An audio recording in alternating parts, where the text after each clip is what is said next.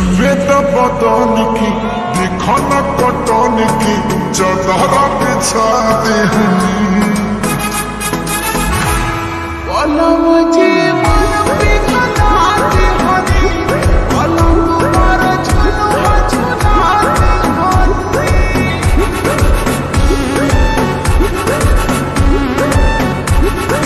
छुए तो बदन की देखो न कटन की चदर बिछा दी